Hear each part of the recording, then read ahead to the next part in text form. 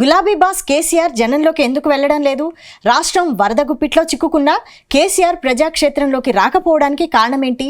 కేసీఆర్ జనంలోకి వెళ్తారా లేదా అని సొంత పార్టీ నేతలే చర్చించుకుంటున్నారా?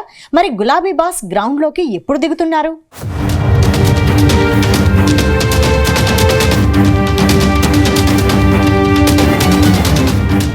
బీఆర్ఎస్ అధినేత కేసీఆర్ వ్యవహారం మరోసారి హాట్ టాపిక్ గా మారింది. రాష్ట్రాన్ని వరదలు చుట్టుముట్టినా ఆయన అంటిముట్టనట్లు వ్యవహరిస్తున్నారనే టాక్ వినిపిస్తోంది. ఖమ్మం, మహబూబాబాద్ జిల్లాలు భారీ వరదలకు కకావికలం అయినా కేసీఆర్ ఫామ్ హౌస్ వీడి బయటకు రాకపోవడంపై జోరుగా చర్చ జరుగుతుంది. అధికార పార్టీ నేతలు కూడా ఇదే విషయంపై ప్రశ్నిస్తున్నా కేసీఆర్ మాత్రం తనకేం పట్టనట్లే ఉంటున్నారట. ఇంతకీ కేసీఆర్ జనంలోకి వెళ్తారా అని సొంత పార్టీలోనే అనుమానాలు వ్యక్తమవుతున్నాయట.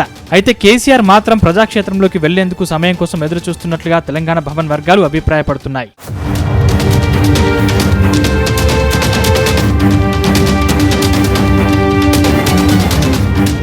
ఇక పార్లమెంట్ ఎన్నికల తర్వాత కేసీఆర్ జనంలోకి రాలేదు.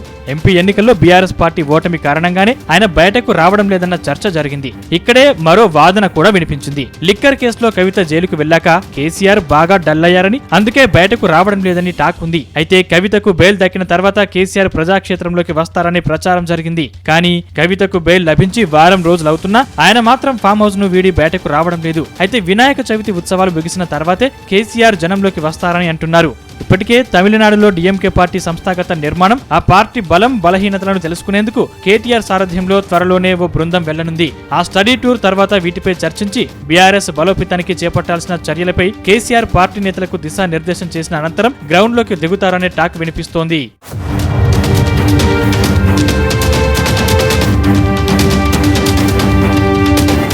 అటు కేసీఆర్ ప్రజాక్షేత్రంలోకి వస్తే అజెండా ఎలా ఉండబోతుంది? కేసీఆర్ జిల్లాల పర్యటన ఉంటుందా? పాదయాత్ర ఏమైనా చేస్తారా అనే టాక్ పార్టీ వర్గాల్లో జరుగుతోంది. అయితే కేసీఆర్ మరోసారి బస్సు యాత్ర చేసే అవకాశం ఉందని పార్టీ వర్గాలంటున్నాయి. ఈ యాత్రలో కాంగ్రెస్ పార్టీతో పాటు బీజేపీని టార్గెట్ చేసే అవకాశం ఉందట.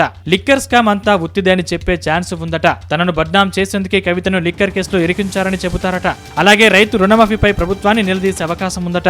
అదే సమయంలో రైతు బంధు స్థానంలో అమలు చేస్తామని చెప్పిన రైతు భరోసా ఎప్పటి నుంచి ఇస్తారు, ఎవరెవరికి ఇస్తారని ప్రశ్నించే అవకాశం ఉందట. అయితే వీటిపై ప్రభుత్వం ఇంకా గైడ్ లైన్స్ విడుదల చేయకపోవడంతో వీటిని అస్త్రాలుగా మలుచుకుని కాంగ్రెస్ సర్కార్ను ఇరుకున పెడతారని పార్టీ వర్గాలంటున్నాయి.